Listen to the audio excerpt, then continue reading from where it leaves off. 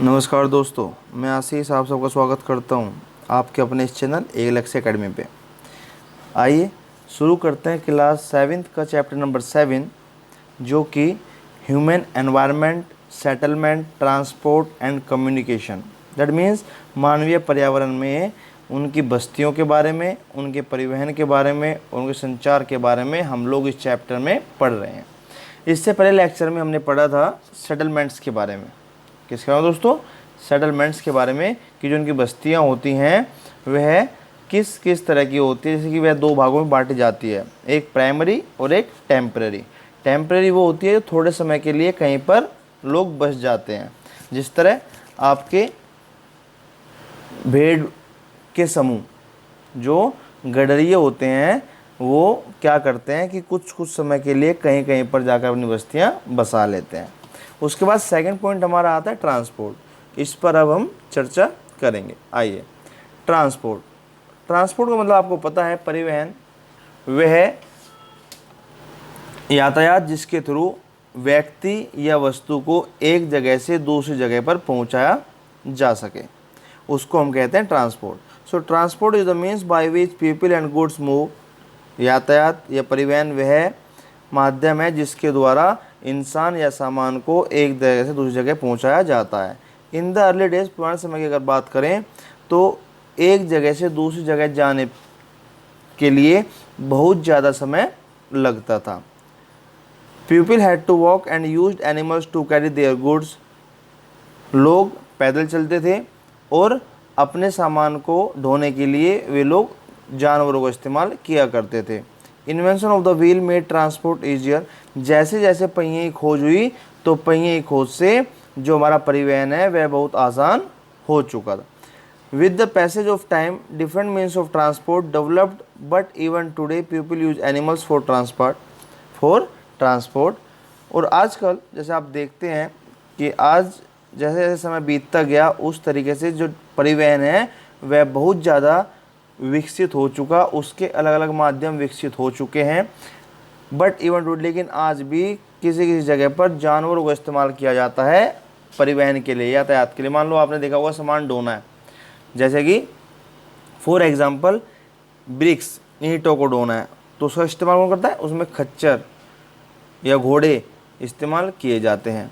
रेगिस्तान में सामान ढोने के लिए ऊँट का इस्तेमाल किया जाता है। ठीक है, गुड। आइए,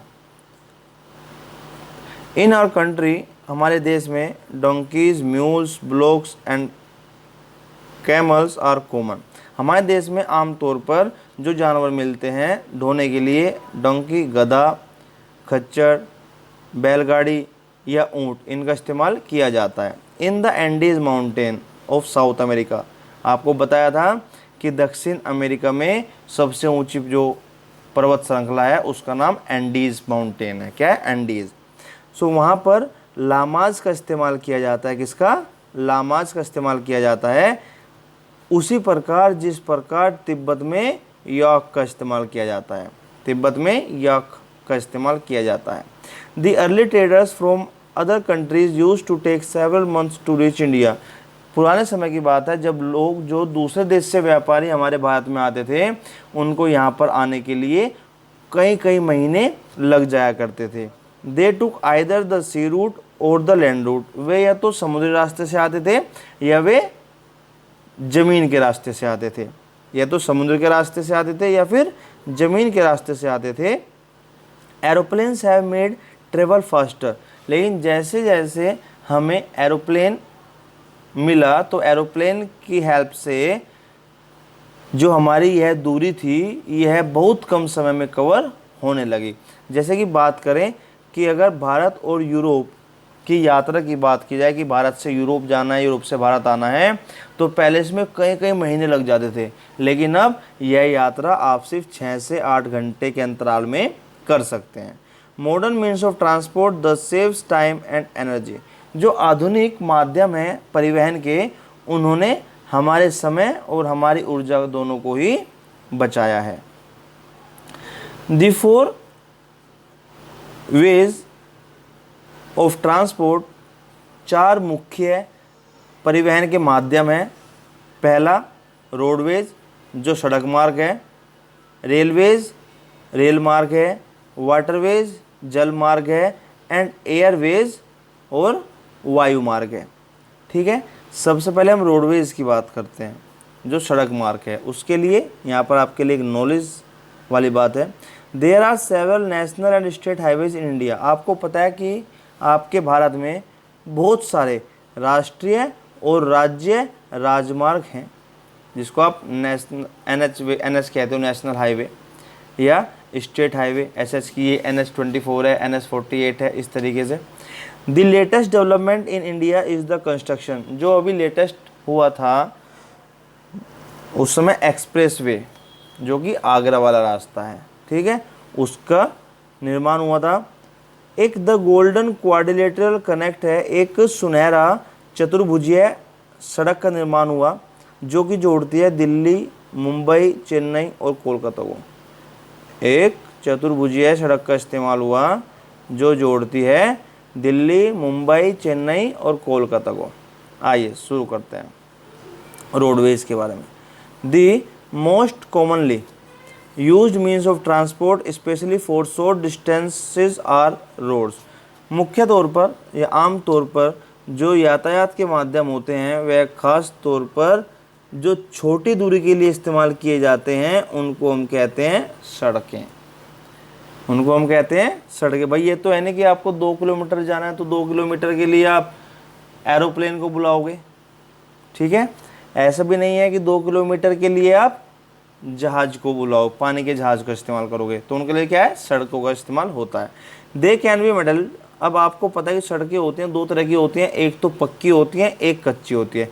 तो पक्की को हम कहते हैं मेटल्ड और कच्ची को हम कहते हैं unmetalled. The plains have a dense network of roads. जो मैदानी इलाके होते हैं वहाँ पर आपको एक घना जाल मिलता है सड़कों का। Roads have also been build in terrains like deserts, forest and even high mountains.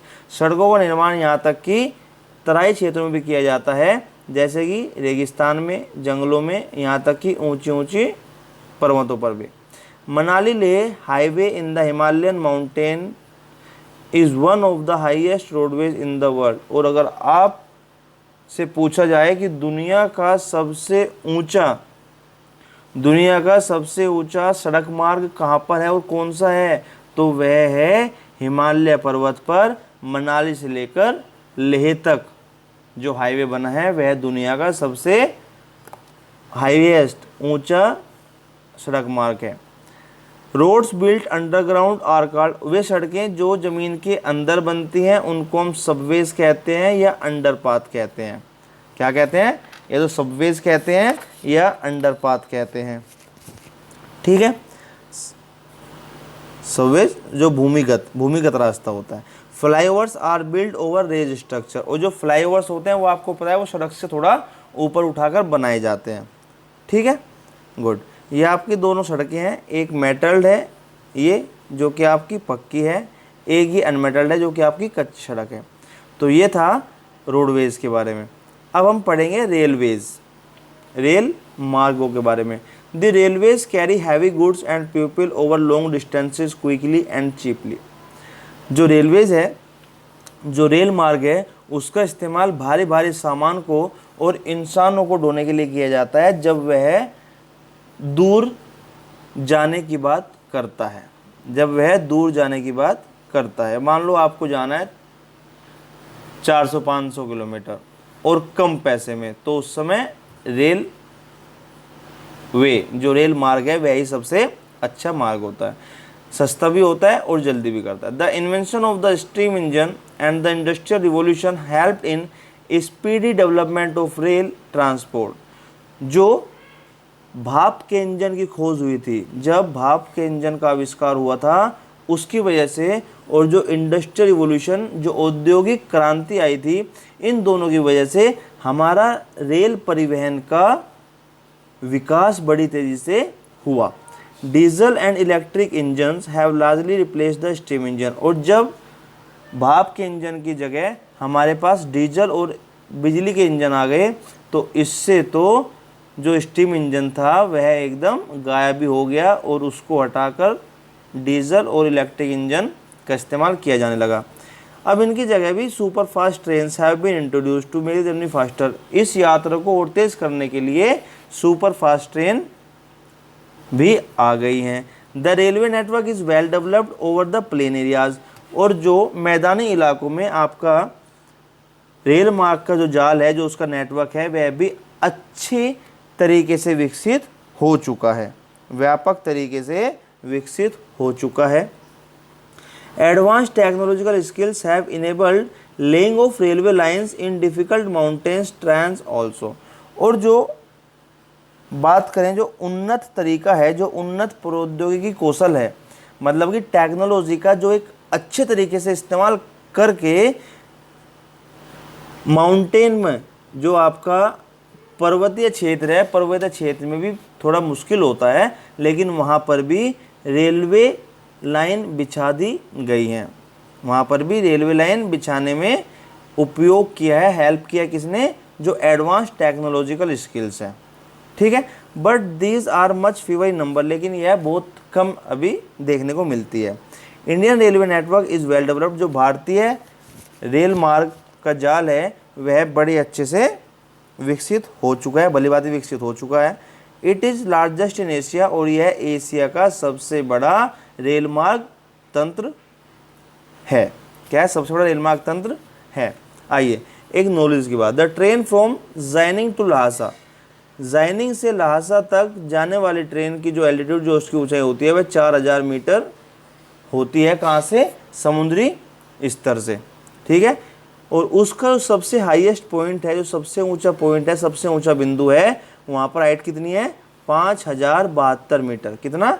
5072 metre. आइए एक ये देखिए, जो आपका ट्रांस साइबेरियन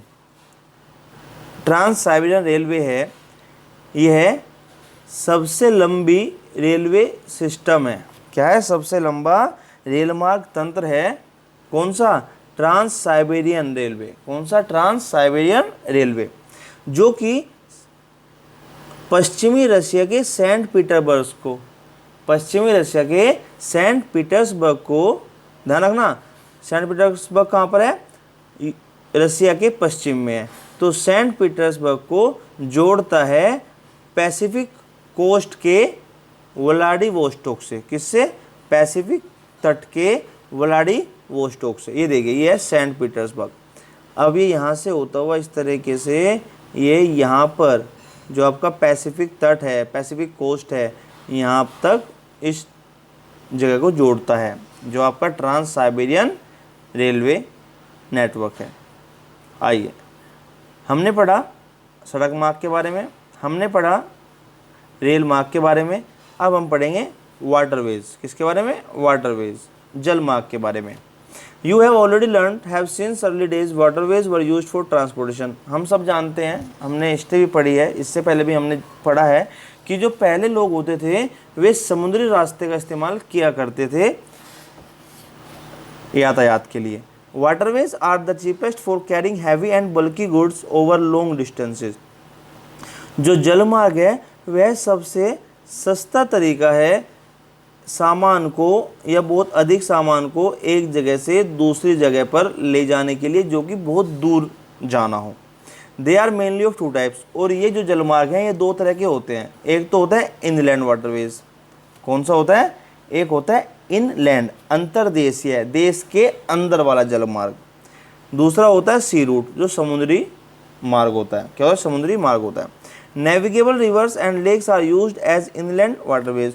जो नाव्य नदियां हैं या जो झीलें हैं, उनका इस्तेमाल किया जाता है अंतर्देशीय जलमार्गों के लिए। Some of the important inland waterways are the Ganga Brahmaputra river system, जो कि India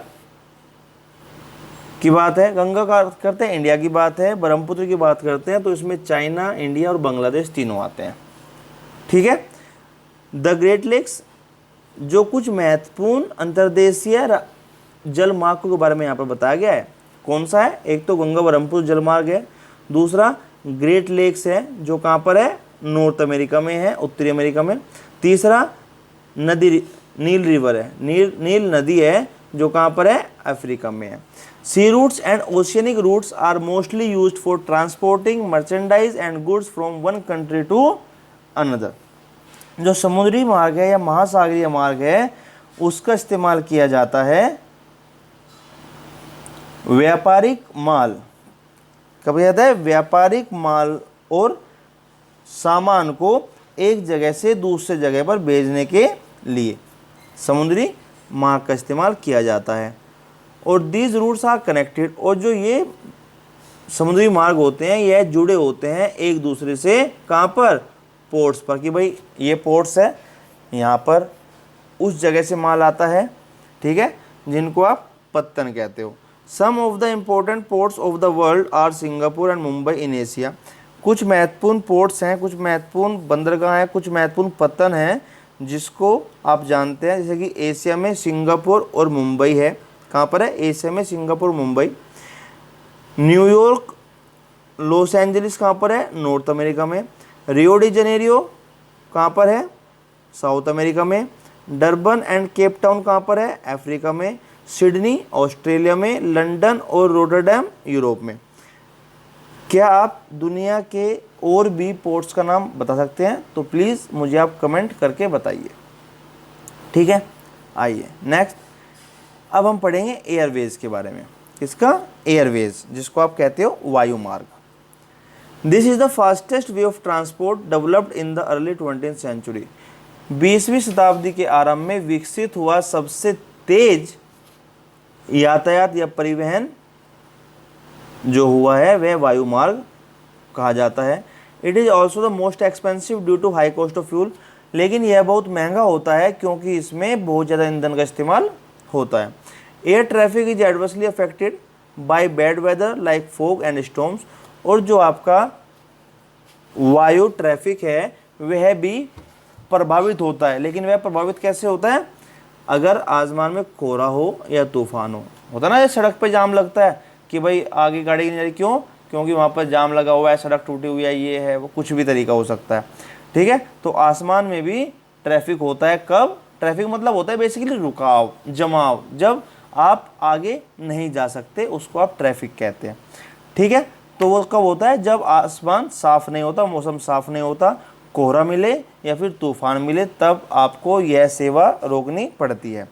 it is the only mode of transport to reach the most remote and distant areas specially where there are no roads and railways. यह माध्यम अधिकांश तब use किया जाता है जब जो एरिया है वह बहुत दूर हो, जब वह बहुत दूर हो, ख़ास तौर से जब वहाँ पर कोई सड़क या कोई रेल मार्ग नहीं जाता। Helicopters are extremely useful in most inaccessible areas and in times of calamities for rescuing people and distributing food, water, clothes and medicine. और हेलीकॉप्टर की अगर बात करें तो हेलीकॉप्टर अधिकांशतः तब इस्तेमाल किया जाता है जब बात आती है न पहुंचने वाले क्षेत्रों की, जहां पर इंसान नहीं पहुंच सकते, वहां पर हेलीकॉप्टर की हेल्प से उनको पहुंचाया जाता है। या उस समय की जब आपदाएं आती हैं, जैसे अभी कुछ समय पहले केरल में आपदा आई थी, पश्चिम बंगाल में आपदा आई थी, तो वहाँ पर हेलीकॉप्टर की मदद से खाना, दवाइयाँ, पानी, कपड़े, ये सब चीज़ें मुहैया कराई जाती हैं इन हेलीकॉप्टर की हेल्प से। Some of the important airports are, कुछ मुख्य जो एयरपोर्ट्स हैं वे Delhi, Mumbai, New York, London, Paris, Frankfurt, Cairo. ये कुछ मुख्य रूप से जाने जाने वाले एयरपोर्ट्स हैं, ठीक है, हवाई अड्डे हैं। क्या है, हवाई अड्डे। आइए नेक्स्ट, तो हमारा ये था वेज के बारे में, ट्रांसपोर्ट के बारे में। अब हम कंटिन्यू करते हैं कम्युनिकेशन। क्या दोस्तों, कम्युनिकेशन। कम्युनिकेशन आपको पता है, कम्युनिकेशन मतलब होता है संचार, मैसेज, सूचनाओं को एक जगह से दूसरी जगह पर भेजना। Communication is the process of conveying messages to others. सूचना या संचार एक प्रक्रिया है जिसके थ्रू आप दूसरों तक अपनी बातों को पहुंचाते हैं। फॉर एग्जांपल, आप आजकल इस्तेमाल करते हैं किसका, व्हाट्सएप का।